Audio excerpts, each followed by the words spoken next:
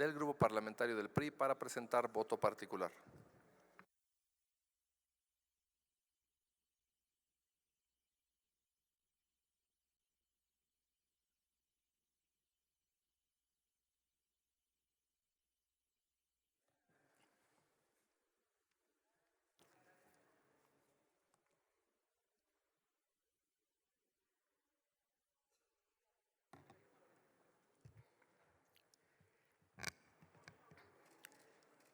Honorable Asamblea,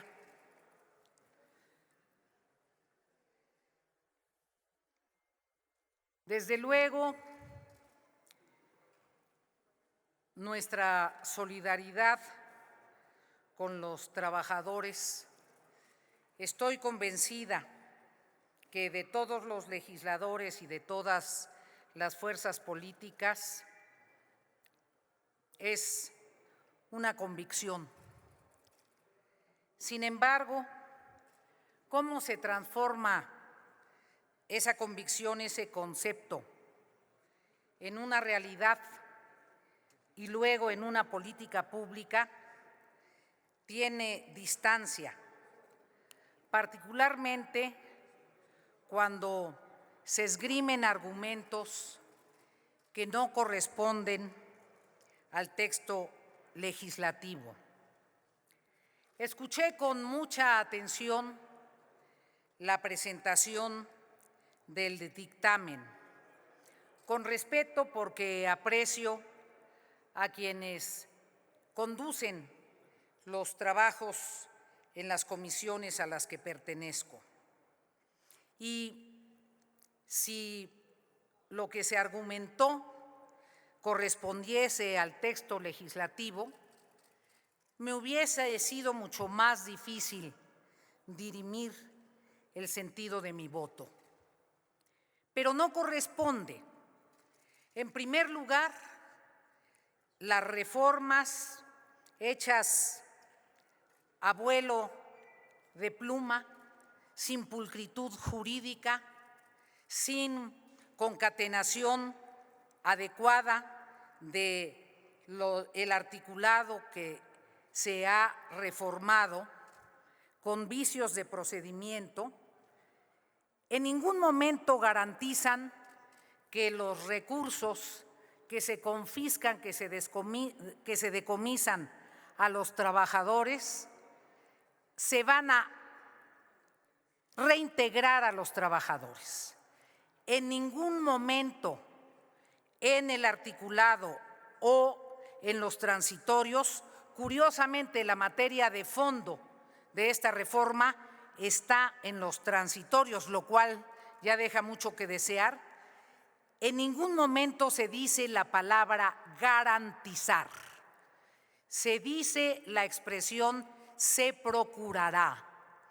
Y procurará es una convocatoria, es una campanada. No diré a qué, porque después del debate peculiar de la mañana, prometo no acercarme a nada que ponga en riesgo el Estado laico.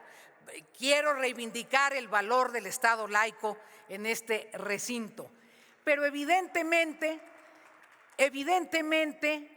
la expresión se procurará no cabe en una norma que hipotéticamente le da garantía a los pensionados. Además de que no se garantiza lo que aquí se ha expresado como buena intención, hay otra serie de preocupaciones que quiero plantear y que le solicito respetuosamente al presidente se adicione mi exposición al texto que entregué en mi voto particular. ¿Qué me duele más? Se adiciona el texto, senadora. ¿Qué me duele más de este conjunto de reformas? Que los trabajadores que por diversas razones, muchas por falta de información, muchas porque son migrantes, muchas porque han tenido circunstancias ajenas a su voluntad, no han retirado los fondos de su Afore, están siendo tratados como objeto. Son un objeto. Parecería que el gobierno tiene el derecho de asumir que son su patrimonio y el producto de su esfuerzo a través de los años convertido en ahorro puede confiscárseles con la hipotética presunción o el discurso de que servirá para fortalecer un fondo de pensiones para el bienestar. No se aborda estructuralmente la problemática del sistema de pensiones, como aquí ha quedado bien establecido. Se dice que ese fondo va a estar administrado por un comité técnico. Ese comité técnico no tiene precisión ni en su integración, ni en su tamaño, ni quiénes serán los que lo conformen. Debería asegurarse que se base en las mejores prácticas de gobernanza, transparencia y rendición de cuentas. Cabe señalar que dentro de la redacción del transitorio que habla del fideicomiso, parecería que se elude el que cumpla con toda la normatividad que llevaría a ese fideicomiso a cubrir los requisitos de transparencia que son indispensables. No hay claridad en los criterios que debería cumplir ese comité técnico. La Ley del Seguro Social, en el artículo 182, establece que los regímenes, la normatividad de regímenes de inversión, de tipo de valores, contabilidad, transparencia y publicidad, está establecido en la ley de la CONSAR para las CIEFORES. Aquí no hay una referencia ni siquiera mínima a la obligación de transparencia y de publicidad. No está claro cuáles son los compromisos de prudencia y la exigibilidad de los límites que debe tener este comité técnico. Por otra parte, cuando se asume que se entregarán otros recursos, en otro artículo transitorio se señala que el ISSSTE podrá desprenderse de bienes de esa institución para abundar en lo que se transfiera a este famosísimo fondo. Yo quiero recordarles, estimadas compañeras y estimados compañeros, que cuando hubo una iniciativa para desaparecer los fideicomisos que respaldaban diversas actividades del gobierno federal, se nos dijo que alrededor de los 66,000 millones que significaban esos fideicomisos se iban a transparentar a dónde quedaban esos recursos, se iban a canalizar, a qué instituciones se entregaban y se iba a informar a este Senado a dónde se invertían. Fueron promesas. No hay transparencia de qué pasó con los recursos de esos fideicomisos que presuntamente se liquidaron con transparencia.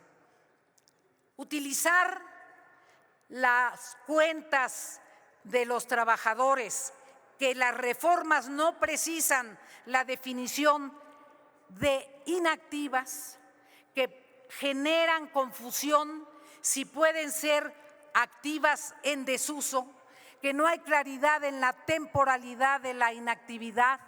¿Qué pasa si un usuario deja inactiva por un lapso de tiempo su cuenta y luego la quiere reabrir y ya fue expropiada?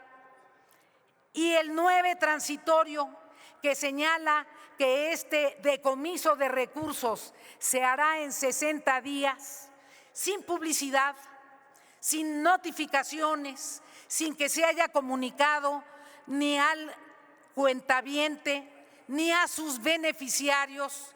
Yo les pregunto, ¿y qué tal si uno de ustedes o si uno de sus familiares estuviese en la triste circunstancia de ser uno de aquellos que no movió su cuenta en los últimos años y tiene más de 70 o 75 años y en 60 días no se le notifica, estamos ante un hecho que considera a millares de trabajadores como objeto, que confisca y que engaña, porque no se garantiza el que estos recursos vayan a los trabajadores, porque no hay transparencia, porque no hay consistencia y porque no hay una reforma estructural del sistema de pensiones. senadora. Por eso votaremos en contra.